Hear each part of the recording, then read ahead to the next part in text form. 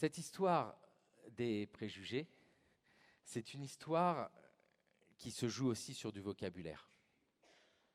Pendant longtemps, on utilisait les mots au singulier.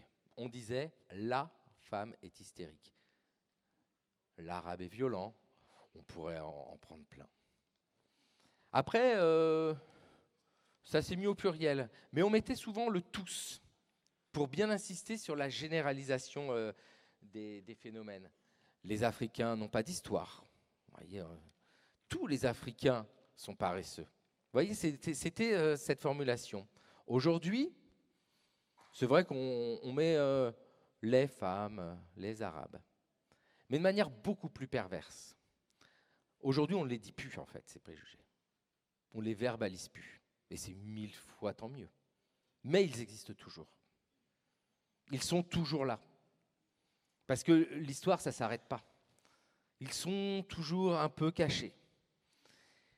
Mais c'est à nous aussi de faire des choix.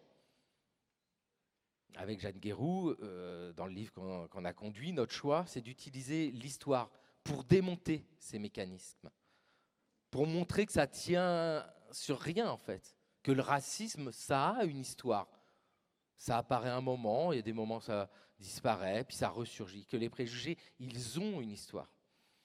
Que dès qu'on a un ressenti étrange sur un groupe humain, c'est peut-être nous-mêmes que l'on doit interroger, à se dire, mais d'où ça vient chez moi, mais pourquoi Parce qu'on sait tous que c'est faux.